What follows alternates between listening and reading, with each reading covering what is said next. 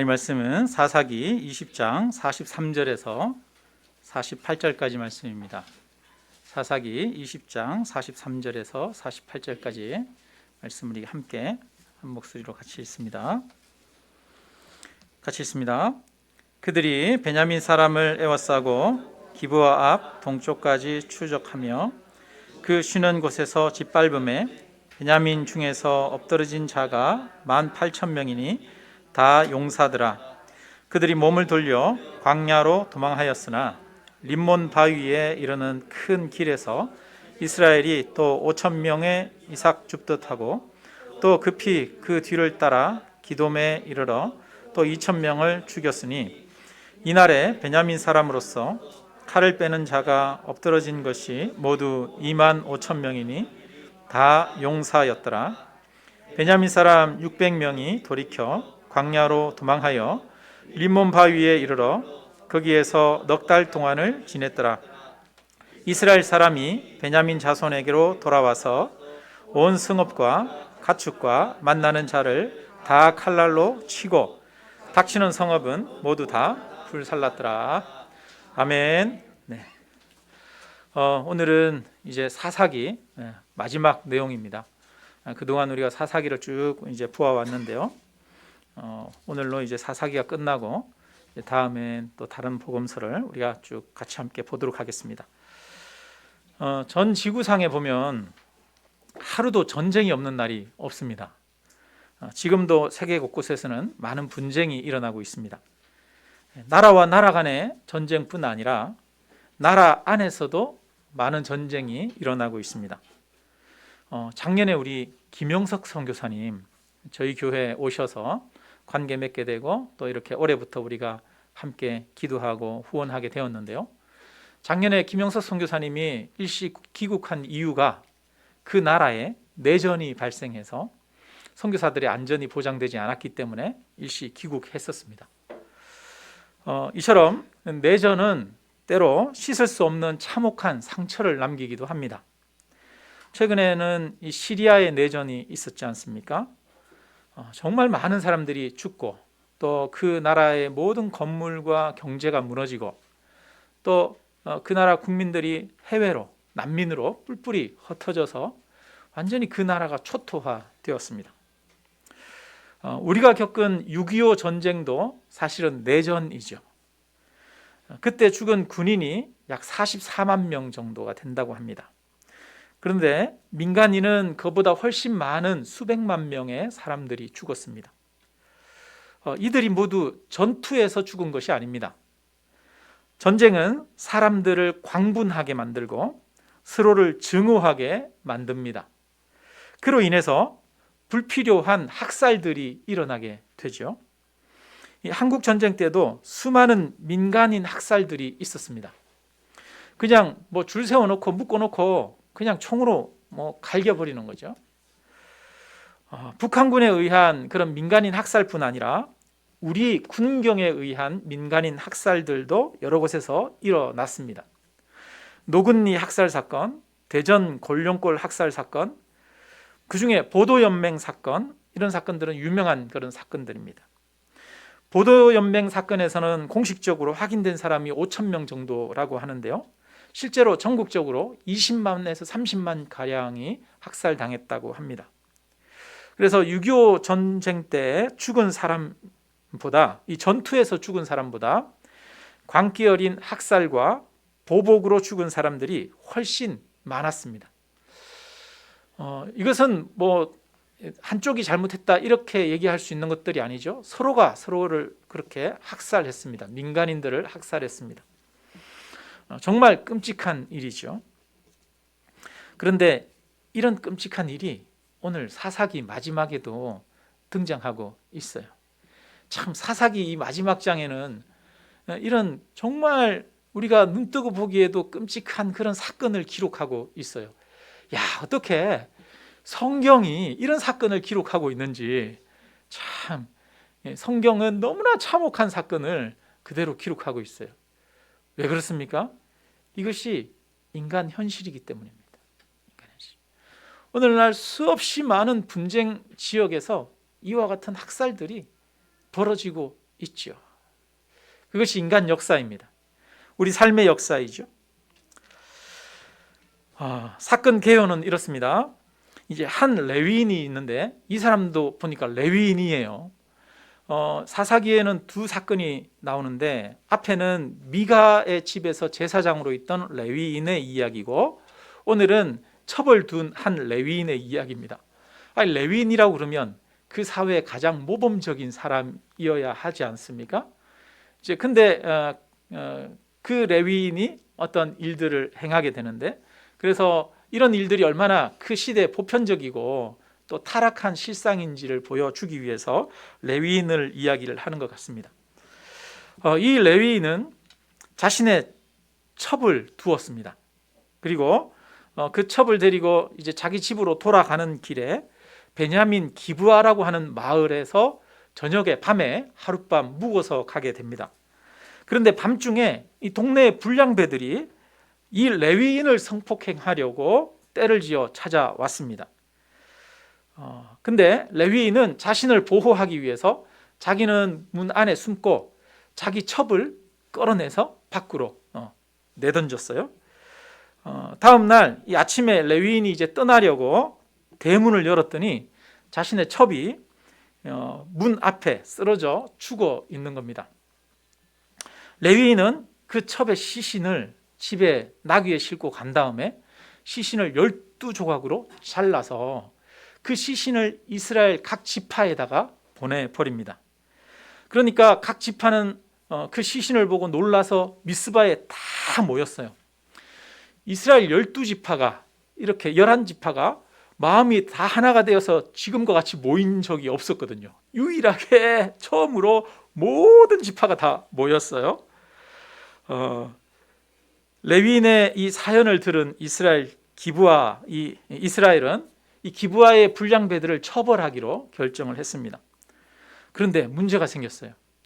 이 베냐민 지파가 기브아, 자기랑 같은 지파니까 기브아에 있는 그 불량배들을 내놓지를 않는 거예요. 보호하는 거예요. 이에 이 베냐민 지파와 나머지 11지파 간에 내전이 벌어졌습니다. 전쟁이 벌어졌습니다. 근데 이제 1, 2차 전투에서는 베냐민 지파가 이겼어요. 이스라엘 연합군에 많은 전사자가 생겼습니다. 3차 전투에서 드디어 연합군이 승리했습니다. 연합군은 베냐민 지파의 군대를 물리친 것으로 만족하지 않습니다. 베냐민 지파 각 성으로 가서 그 성에 사는 모든 사람들을 다 죽여버립니다. 남녀노소 아이까지, 심지어는 가축까지 다 죽여버렸습니다. 그래서 이 베냐민 지파는 그 전쟁에서 살아남은 600명의 군사들만 사막 광야로 가서 생존했습니다. 완전히 베냐민 지파가 몰락한 거죠. 사라지게 된 거죠. 그제서야 이스라엘은 후회를 하기 시작합니다. 전쟁이 끝나고 정신을 차리고 보니까 12지파 중에 한 지파가 사라지게 생긴 거예요.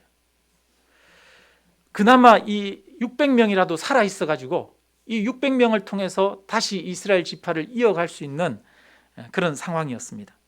그런데 문제가 생겼어요. 이스라엘 지파는, 이 지파 중에 베냐민 지파는 다 죽였기 때문에 아이들과 또 여인들과 노인들까지도 다 죽여버렸기 때문에 이 600명의 사람들이 결혼을 할 수가 없는 거예요. 근데 또 이스라엘 백성들이 전쟁을 하면서 자기들끼리 맹세를 했습니다. 우리 중에 아무도 우리는 우리 딸들을 베냐민 지파에게 주지 않겠다 맹세를 해버렸거든요. 그러니까 자기 맹세 때문에 자기 딸들을 베냐민 지파에게 줄 수도 없는 노릇이에요. 그래서 맹세를 지키면서 이 600명을 장가 보낼 방법을 찾습니다. 이 이스라엘 전쟁에 참여하지 않은 동네가 어디 있느냐 찾았더니 야베스 길르앗이라고 하는 그 동네의 사람들은 한 명도 이 전쟁에 참여하지 않았어요. 그래서 이 이스라엘 사람들이 다시 그 마을에 군대를 파견해서 야베스 길르앗의 모든 사람들을 다 죽여버리고 처녀들 400명만 살립니다. 그래서 그 처녀들 400명을 이 베냐민 지파에게 결혼하도록 주고 나머지 200명은 이스라엘 축제 때 아무 여자나 납치하도록, 그렇게 납치해서 데리고 가서 살라고 그렇게 시킵니다. 그렇게 해서 600명은 새롭게 짝을 지어줬어요. 그렇게 한 다음에 이 전쟁은 이제 끝납니다. 그냥 이야기지만 하나하나를 이렇게 깊이 생각해 보면 정말 참혹하고 또 슬픈, 잔인한 그런 이야기죠. 근데 이 이야기는 사사시대의 이스라엘에 대해서만 이야기하는 것이 아닙니다. 이 이야기는 세계 모든 역사에서 일어나는 내부적인 분쟁과 다툼에 대해서 하시는 말씀입니다. 여러분, 사회나 직장에도 분쟁이 있지 않습니까? 우리 가정에도 분쟁이 있습니다. 가족 안에도 다툼이 있죠. 이 전쟁은 이스라엘이라고 하는 하나님의 언약 백성 안에서 일어난 전쟁입니다. 구약 시대에만 이런 내부적인 분쟁이 일어나는 것이 아닙니다. 신약 시대의 하나님의 백성인 교회 안에서도 항상 이런 내부적인 분쟁은 일어나고 있습니다. 대부분의 교회는 필연적으로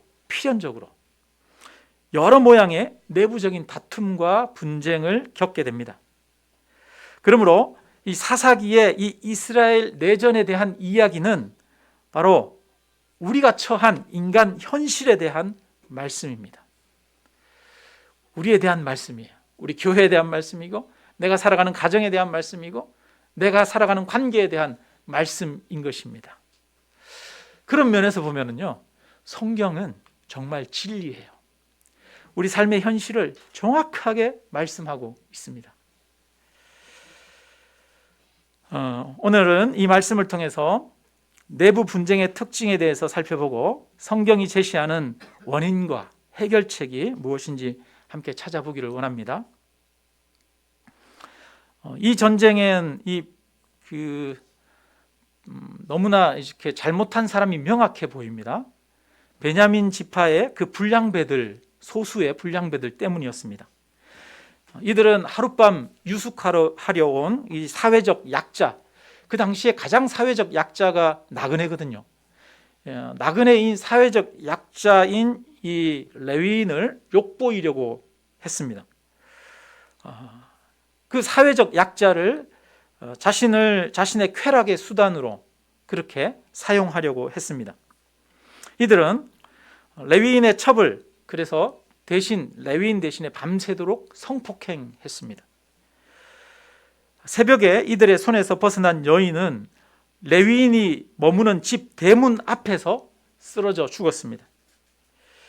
이 기브아의 불량배들 때문에 한 여인의 그 인생이 무참히 짓밟혀 죽고 말았습니다. 이 불량배들은 처벌받아 마땅한 사람들입니다. 이들을 처벌하는 것은 너무나 당연해 보입니다. 그래서 만약에 이들을 처벌할 수 있었다면 전쟁이 발생하지 않았겠죠. 그런데 베냐민 지파는 이들의 잘못을 알면서도 그들을 보호합니다. 그들을 처벌하지 않았습니다. 왜 그렇습니까? 같은 지파이기 때문입니다.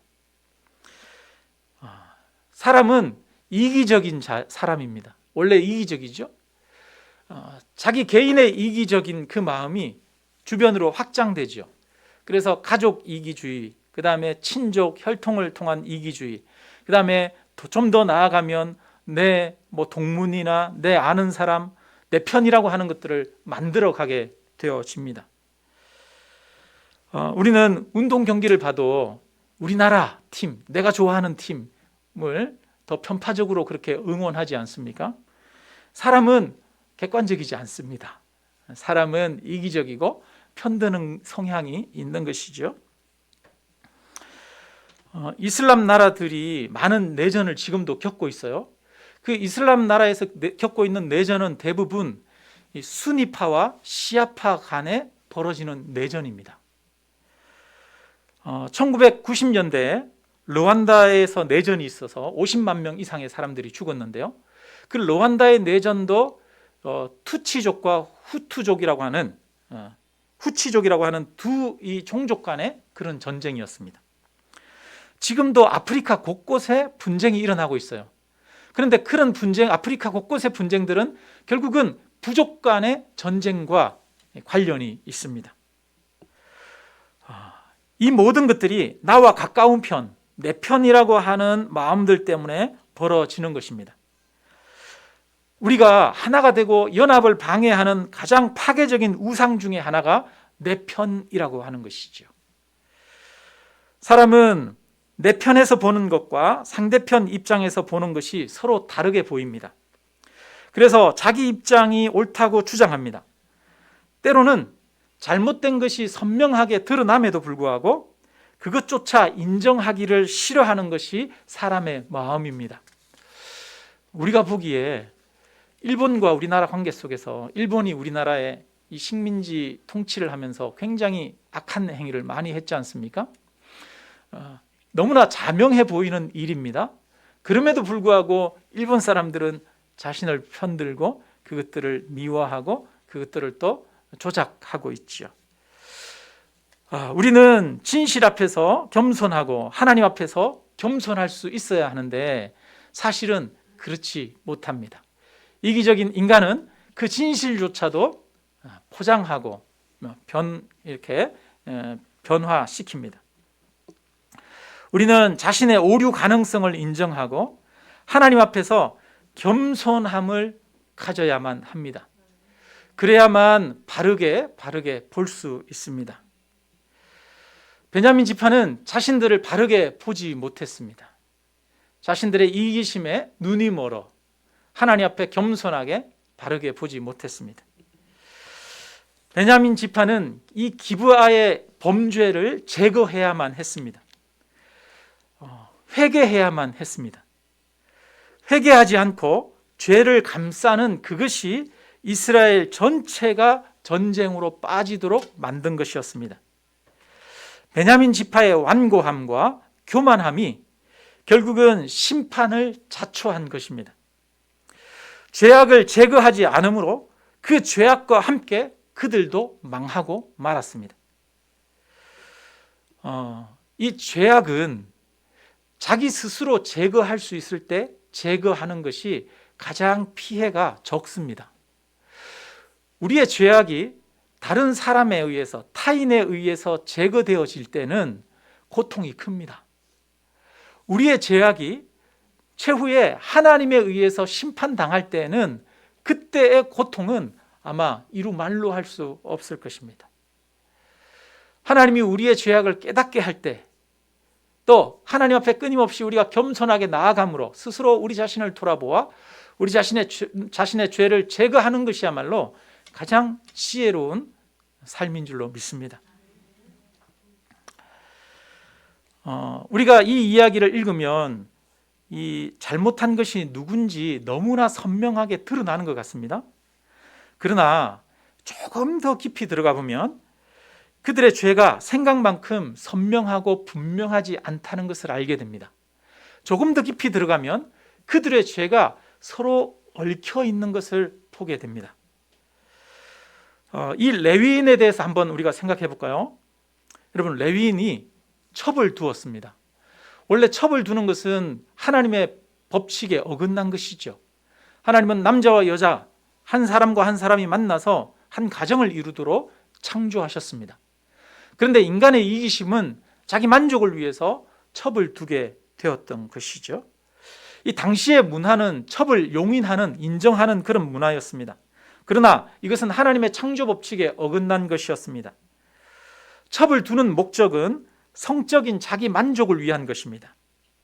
레위인은 자신의 목적을 위해, 자기의 만족을 위해 첩을 두었습니다.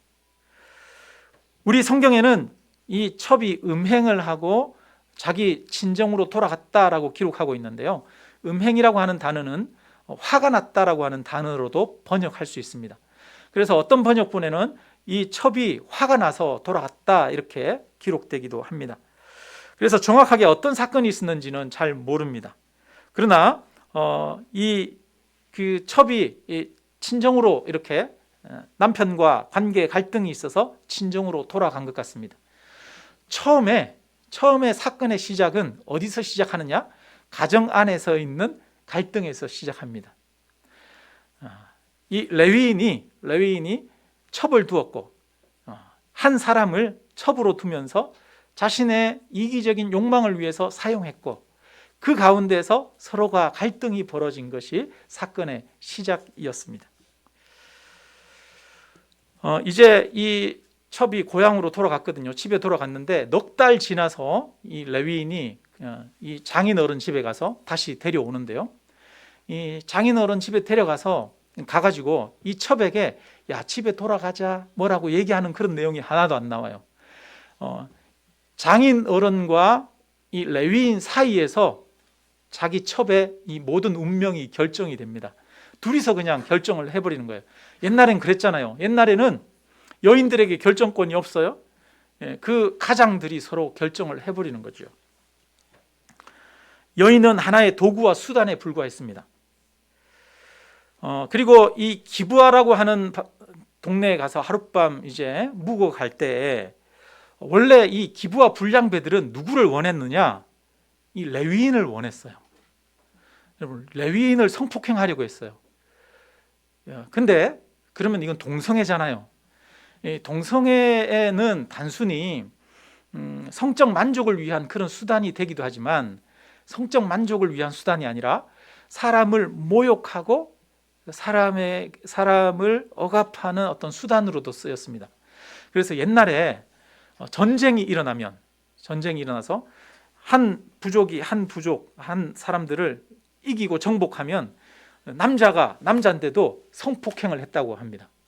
내가 너를 이겼어, 지배했어, 너는 내 포로야 라고 하는 그런 관점에서 그 사람을 모욕하고 인간 이하의 취급을 하기 위해서 그렇게 만들었다는 거예요. 그러니까 이 기브아에 있는 불량배들이 레위인을 원한 것은 단순히 성적인 만족만을 위한 것이 아니라 자기 동네에 들어온 약자인 나그네를 괴롭히기 위한 거예요.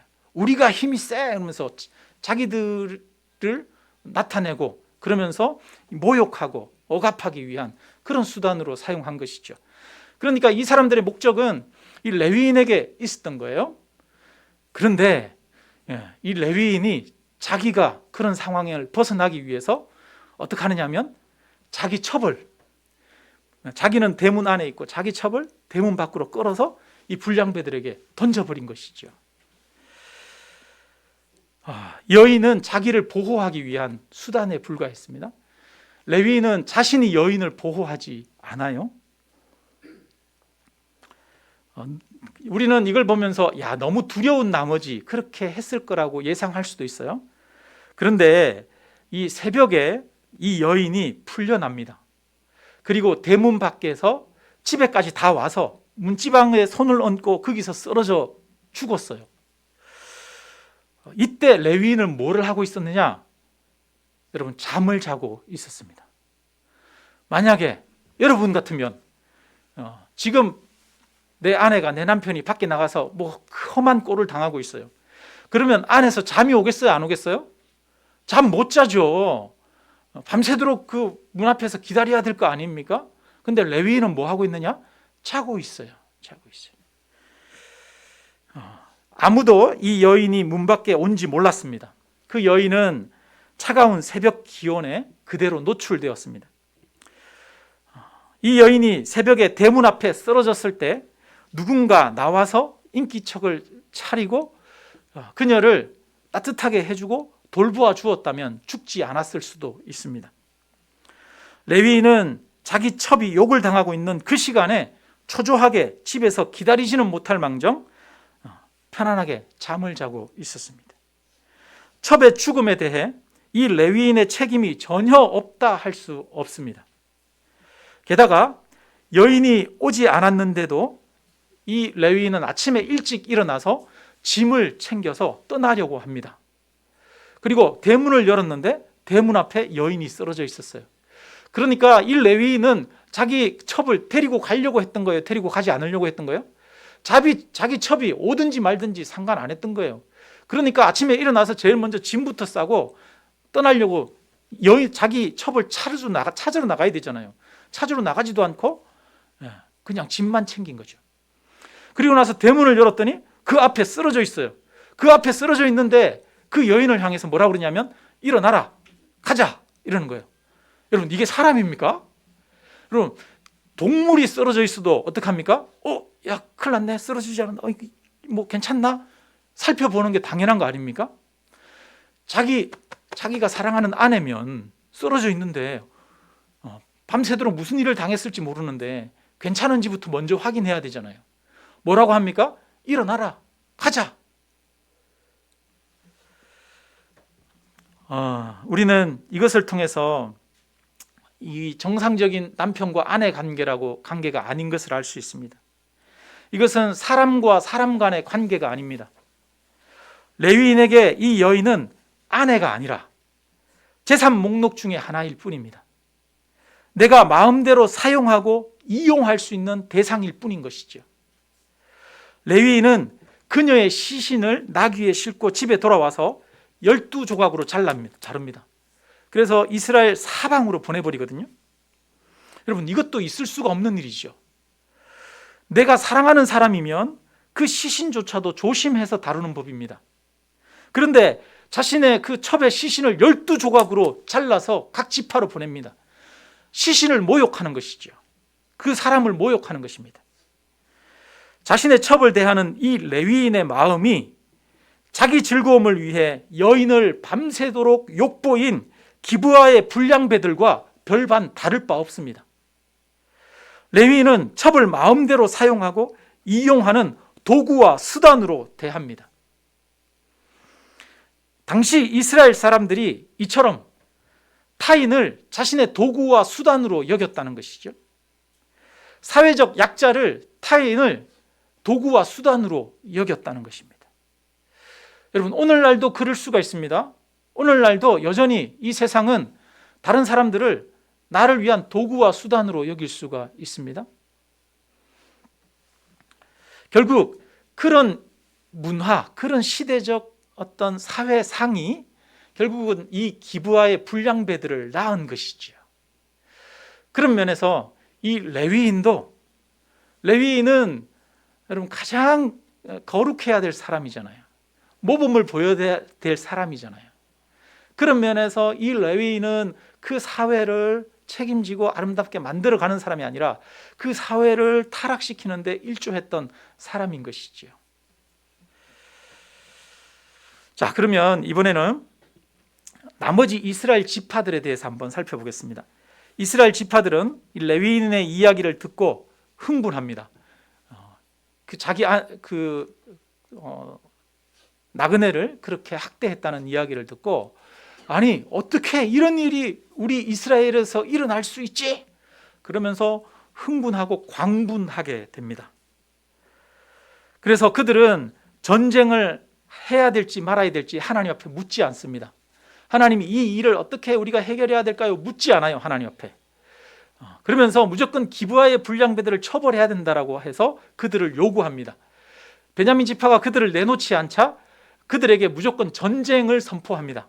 그러면서 하나님 앞에 묻는데 뭐라고 묻느냐 하면, 하나님 누가 먼저 올라갈까요? 이렇게 묻습니다. 하나님 전쟁을 해야 될까요? 말아야 될까요? 묻지 않아요. 누가 먼저 올라가야 될까요? 물어요. 전쟁을 기정사실화하고 누가 먼저 갈지만을 결정합니다. 왜냐하면 베냐민 지파가 있는 거기는 고지대고 좁아요. 그래서 12지파, 11지파가 다 같이 몰려가서 전쟁을 할 수가 없어요. 한두 지파만 대표로 가서 싸울 수가 있어요. 그렇기 때문에 전쟁을 기정사실화하고 누가 먼저 올라갈까요? 라고 이야기하는 겁니다. 그들은 하나님 앞에 묻지 않습니다. 자신들이 결정하고 자신들이 심판합니다. 그리고 그들은 이 흥분한 상태에서 감정적으로 맹세를 남발합니다. 두 가지 맹세를 하는데요. 첫째는 우리는 앞으로 절대로 베냐민 사람에게 우리의 자식들을 주지 않겠다. 이 말은 무슨 말이냐면 베냐민 사람들과는 절대 교제하지 않겠다. 절대 그들과는 왕래하지 않겠다. 결정을 해버립니다. 두 번째는 이 전쟁에 참여하지 않은 나머지 이스라엘 사람들이 있다면 그들도 우리는 죽여버리겠다. 우리와 함께 하지 않는 사람, 참여하지 않는 사람, 나와 동의하지 않는 사람들은 죽여버리겠다. 이렇게 맹세를 해버립니다. 여러분, 무서운 맹세죠. 감정에 따라, 자기 생각에 따라 그렇게 분노를 맹세로 표출한 것입니다.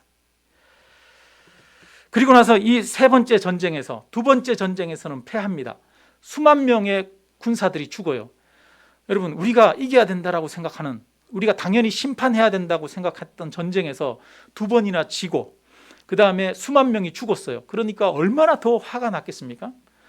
세 번째 전쟁에서, 전투에서 이긴 다음에 완전히 베냐민 지파를 몰살시켜 버립니다. 얼마나 잔악한지 볼 수가 있죠. 이 죄와 상관없는 아이들까지, 여인들까지도, 심지어는 가축까지도 다 죽여버렸습니다. 이뿐 아닙니다. 이제 그들 중에 참여하지 않은 야베스 길르앗이라고 하는 동네가 있어요. 가만히 보니까 그 동네에서는 한 명도 참여하지 않았네. 그래서 이제 그 야베스 길르앗으로 몰려가서 그 야베스 길르앗 마을에 있는 사람들을 다 죽여버립니다. 수천 명을 죽여버리고 거기에서 처녀들만 400명을 살려놔요. 그 처녀들 400명을 베냐민 남은 사람 600명에게 아내로 줍니다. 여러분, 그러면 야베스 길르앗에 있는 사람들 입장에서는 어떻습니까? 이 여인들은 갑자기 하루아침에 자기 아버지, 어머니, 자기 형제, 자매가 다 죽었어요. 살해당했어요. 자기가 가장 사랑하는 사람들이 다 살해당하고 자기는 이 베냐민 지파에게 팔려가서 겁탈을 당하는 것이죠. 지금 이 이스라엘이 분노한 이유가 뭡니까?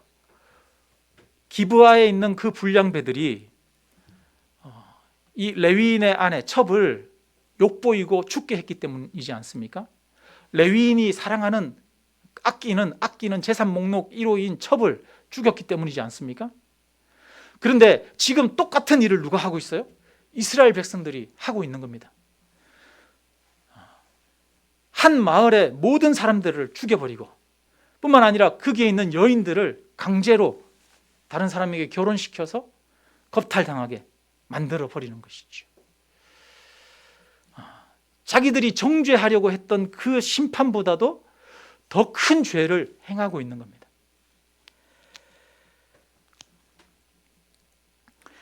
이 전쟁에서는 사실은 아무도 옳은 사람이 없습니다. 결국은 다 어리석은 죄인들이었습니다. 자신들은 옳다고 얘기하고 피해자라고 말했지만 결국 자신들도 누군가에게는 가해자였습니다. 심판의 정당성을 주장했지만 결국 자신들도 심판받아야 마땅할 행동을 하고 말았습니다. 이 전쟁에서는 아무 유익도 없었습니다. 얻은 것이 없었습니다. 모두가 다 큰 고통과 손실을 경험했습니다. 이것이 내전의 본질입니다. 이것이 내부적인 다툼의 본질이죠. 그런데 그 핵심 원인은 무엇입니까? 그 원인에 대해서 성경은 말하고 있습니다. 사사기 21장 25절을 한번 같이 읽겠습니다. 사사기 21장 25절, 사사기 마지막 절입니다. 같이 읽습니다. 그때에 이스라엘에 왕이 없으므로 사람이 각기 소견에 옳은 대로 행하였더라. 아멘. 이런 일이 벌어진 이유는 뭐가 없었기 때문에요? 왕이 없었기 때문에. 왕이 없었기 때문에. 이 일은 각 사람들 마음에 왕이 없었기 때문입니다. 그래서 자기 생각에 옳은 대로 행했습니다. 그래서 무엇이 필요하냐? 왕이 필요합니다. 왕이. 그런데 그동안에 많은 왕과 비슷한 사람들이 있었습니다. 누굽니까? 사사들이었죠. 많은 사사들이 있었습니다. 그러나 그들이 있었음에도 불구하고 문제가 해결되지 않았습니다. 왜입니까? 그들은 진정한 왕이 아니기 때문입니다. 그래서 진정한 왕이 필요합니다. 모든 사람들의 왕, 만왕의 왕이 필요합니다. 그 왕이 누구십니까? 바로 예수 그리스도십니다. 온 세상의 구원자로 오실 예수 그리스도, 왕 대신 예수 그리스도가 필요한 것입니다. 만왕의 왕 예수 그리스도가 우리 각 사람들의 마음을 다스리는 주인이 되어야 됩니다. 왕이 되어야 됩니다. 우리가 우리 교회가 이제 예배 드릴 때 처음에 인내송으로 예수 우리 왕이여 이 찬양 드리지 않습니까? 예수 우리 왕이여 이곳에 오소서 보좌로 주여 임하사. 여러분, 보좌로 주여 임하사, 보좌가 무엇이냐면 통치하고 다스리는 왕이 앉는 자리입니다. 보좌로 주여 임하사라고 하는 말은 주님이 나의 통치자로 나를 다스려 주시옵소서, 주님이 나의 왕입니다, 이 고백입니다. 우리는 예배 때마다, 주일 예배 때마다 주님이 나의 왕이라고 고백합니다. 입술로 고백합니다. 그러나 이것은 입술의 고백에서만 멈추는 것이 아니라 진정한 삶의 고백이 되어야 합니다. 사사기에서는 마지막 두 사건을 이야기하면서 그 두 사건마다 다 그 시대에 왕이 없으므로 각기 소견에 옳은 대로 행했다라고 말합니다. 이 두 사건을 통해서 왕이 없음이 극명하게 드러났다는 것입니다. 여러분, 그러면 첫 번째 사건은 무엇입니까? 첫 번째 사건은 한 레위인이 이 베들레헴에서 먹고 살기가 힘들어서 에브라임 산지에 왔다가 미가라고 하는 한 사람의 제사장이 되고, 그런데 그 미가라고 하는 한 사람의 제사장으로 있다가 다시 이 단 지파가 그 집에 와서 신상을 빼앗아 갈 때 그 단 지파를 따라간 그 레위인의 이야기를 하고 있습니다. 이 첫 번째 이야기는 약육강식의 세계를 이야기하고 있어요. 힘으로 빼앗습니다. 힘으로 제압을 합니다. 그리고 사람들은 무엇에 따라 움직이느냐? 이 레위인은 하나님의 말씀을 따라 움직여야 되고 또 하나님을 경배해야 되는 사람인데도 불구하고 이 레위인이 이익을 따라 움직입니다. 이익과 힘을 따라 움직이는 거예요. 힘을 따라서. 우리가 하나님이 나의 왕인지 아닌지 극명하게 드러나는 순간이 언제냐면 내 앞에 불의한 재물이 있을 때입니다. 불의한 이익이 있을 때 그 이익 앞에서 내가 하나님을 따를 것인지 하나님이 왕인지 아닌지가 극명하게 드러납니다. 뿐만 아니라 이 약육강식의 세계를 보여주고 있는데요, 이익을 쫓아가는 사람, 하나님이 왕이 아닌 사람은 힘을 쫓아갑니다. 옳은 것을 쫓아가는 것이 아니라, 의를 쫓아가는 것이 아니라 힘을 쫓아갑니다. 칭찬받고 인정받고 지위가 높아지기를 원하고 힘을 얻기를 구하는 사람은 주님을 왕으로 모시고 살아가는 사람이 아닙니다. 내 판단과 내 생각이 관철되어져야 되고 그 뜻대로 돼야 된다고 하는 사람은 사실은 하나님이 주인이 아닌 상태에 있는 것이죠. 자, 그 다음에 오늘은 이제 두 번째 이야기입니다. 두 번째 이야기, 내전의 이야기를 하고 있죠. 내전이 벌어질 때, 갈등이 벌어질 때 하나님이 나의 왕인지 아닌지가 극명하게 드러납니다. 내전이 발생한 이유는 하나님이 왕이 아니시기 때문이었잖아요. 그래서 베냐민 지파는 이 기브아의 불량배들의 잘못을 회개하고 그들의 죄를 제거하지 않습니다. 끝까지 죄를 감싸다가 전쟁으로 치달았습니다. 자신이 왕인 사람들은 회개하지 않습니다. 자신을 돌아보지 못합니다. 자신 안에 있는 죄악들을 인정하지 않습니다. 그러나 예수님이 우리 심령의 왕이 되시면 가장 먼저 회개의 역사가 일어납니다. 자기 자신을 보게 됩니다.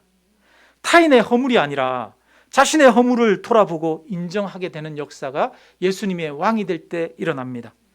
그래서 성경은 각자 자기 자신을 돌아보라고 말씀합니다. 레위인과 이스라엘 이 11지파의 모습을 보면 그들은 분노에 휩싸이고 감정에 따라 행동하고 맹세하면서 심판자가 됩니다. 내가 왕인 사람들은 자신들이 심판자가 됩니다. 분노에 휩싸이고 감정에 따라서 쉽게 행동하고 맹세합니다. 결정합니다. 이스라엘 11지파가 심판자가 되어 그들은 더욱 잔악한 행동을 하게 됩니다. 자신들의 마음이 풀릴 때까지 베냐민을 짓밟고 길르앗 야베스 사람들을 짓밟았습니다. 그러나 하나님이 왕이 되시면 내가 심판자의 자리에 서지 않습니다. 심판자는 하나님이십니다.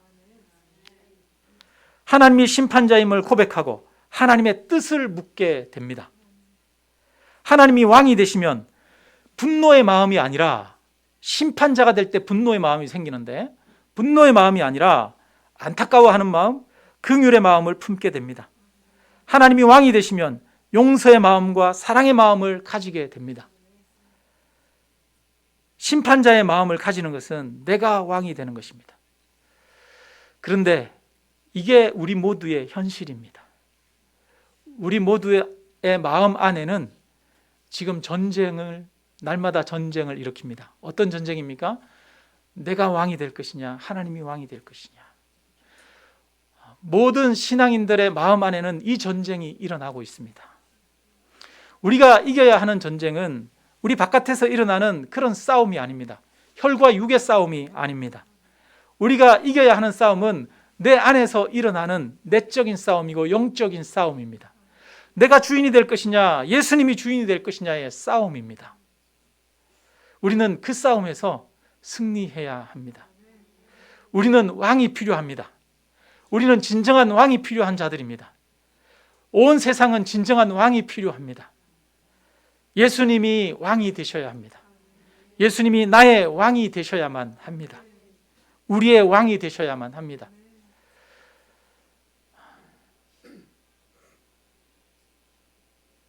교회는 예수님의 왕되심을 고백하는 공동체가 되어야 합니다. 우리가 이 싸움을 날마다 붙들고 씨름하고 싸우며 기도하는 자가 되기를 원합니다. 그리고 이 싸움에서 승리하기 위해서는 반드시 기도가 필요하고 하나님의 말씀이 필요합니다. 그래서 우리가 정말 이게 우리의 현실입니다. 사실입니다. 이스라엘 백성들의 이 내전이 우리의 삶입니다. 그러나 이런 삶 속에서 예수 그리스도를 왕으로 삼아가는, 말씀과 기도로 나의 왕으로 모시고 살아가는 그런 우리가 되기를 주님의 이름으로 축원합니다.